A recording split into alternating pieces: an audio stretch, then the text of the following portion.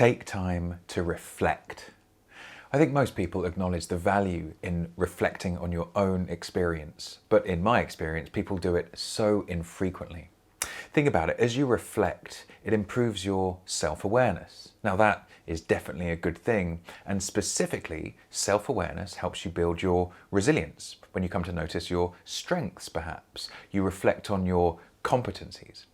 So the reason I think it's even more important now than ever is if you're going through a lot of challenge, a lot of stress, and if your workload is sustained, the risk is, as you become tired or you feel a lack of energy, what can often happen is that can skew the way you think. Now, human beings have a quite healthy negative bias. Healthy in the sense that it can help us stay alive, right? From an evolutionary perspective, it's important to be hyper vigilant, to be particularly aware of the potential threats and therefore potential negative content. But you see, there is a risk here, isn't there? If we're not careful, as we reflect on our typical day, as we get to the end of a busy day, it's all too easy, isn't it, to only really consider the stuff we could have done better, the things that maybe went wrong, the things perhaps that weren't necessarily positive. So this video, I want to really hammer home the importance of not just reflection on a kind of philosophical level, but actually encourage you now to become more reflective as a practice. Well, let's turn it straight away into an exercise, right? Get a pen and paper if you haven't already got one. And in a moment, I'm going to ask you to pause this video and get reflective. And I want you to think about the last week, right? The last week of your life, whether it's at work or otherwise. And I want you to just think and consider what has gone well, right? What's been the good stuff? And I want you specifically to identify things that you have done well. You might want to think in terms of the impact, the positive impact you've had on other people. You might want to think about the progress you've made in one way or another. You might want to think about your learnings, the sense of achievement that you might have had, right?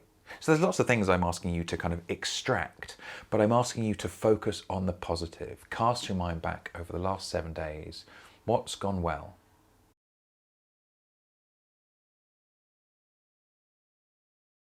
Okay, so hopefully just by doing that simple, brief exercise, you started to notice perhaps some positive benefits. By reflecting on the good stuff, it tends to improve your well-being. Certainly if the alternative is instead to reflect on the bad stuff. But also, as we get better at noticing, reflecting and pausing on the things that we've done well, right? Things that we may have delivered well, people we may have helped, then that also tends to build our sense of confidence through our understanding of our own competence, and ultimately we have a greater sense of self-efficacy. This is important, not just for your well-being, but also again for your resilience, because the more you understand about your own competencies, the more likely you are to be able to thrive under higher levels of pressure. Make sense? But also hopefully you realized as you bothered to spend a few moments reflecting how much good stuff there is to notice if you give it the time. Now, it doesn't need to take much time, but it does need to take at least some intention. Now, the other thing that reliably happens as we reflect on not just what we've done, but our sense of achievement, growth, learning, skill development, even small things, that also affects our emotional relationship with what we're doing. In particular, as you make this a practice, right, noticing things you're getting better at, it also tends to improve your sense of motivation, your sense of engagement, right? Your emotional engagement with work, with life, and that tends to also improve your well-being and your sense of energy. You put all this stuff together, the simple act of reflecting not only improves your self-awareness, but is more likely to help you sustain your well-being and your performance over time. So now, how can I help you turn this into a habit? Well, you may already have some ideas, but I would encourage you to think about how can you turn this into your daily routines? To what degree could you spend a couple of moments, maybe 2 minutes, at the end of your average day, right? Maybe as you finish your shift, You spend a couple of minutes reflecting on the things that have gone well, the things you've learned, how you've helped others, right? Maybe it's when you get home instead. Remember, if you've seen the video on how to switch off, there is a real importance in having a deadline, but also managing your transition from work brain to switch off brain. What a glorious thing to include in that transition, right? Just a moment, a minute or two, reflecting again on what's gone well today. How about your typical week? Maybe you're thinking more in terms of an average sort of 7-day habit, where at the end of a typical week, you could pick a repeating day. Again, you don't need to spend more than a few minutes. Just write all these things down.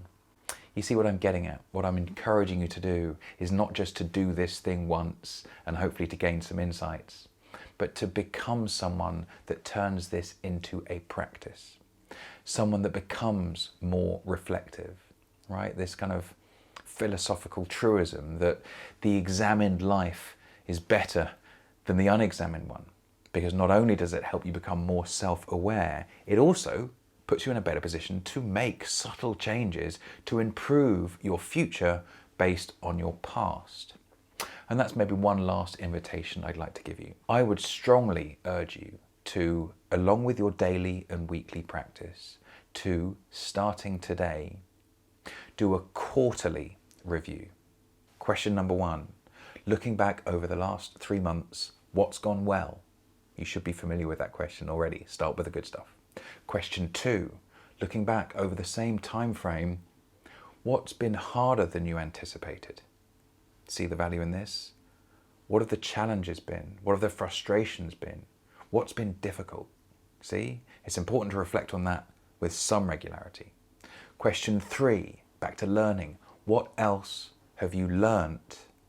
You see, when you reflect back over a bigger time frame, other stuff is likely to come up. What have you learnt about yourself, perhaps? Question 4, what's missing? A deliberately ambiguous question here, quite a coachy question. What's missing? Another way to think about this is, okay, those 3 questions you've done already, all right, well, what else is important to you that hasn't yet come up? Often this is when I realize, okay, well, I'm not spending enough time with my friends perhaps, or maybe in the past I reflected what's missing. I'm not writing as much music as I might like. This 4th question really helps you get a sense or an analysis of your sense of balance, right? What's missing? And then question 5, in this 5-question review, what do you now want to change going forward? Right? Based on your answers to the first 4 questions and the insights that it's prompted, what are you now going to do about this in terms of your new behaviors for the next 3 months? What could you start or do more of? What do you want to stop or do less of?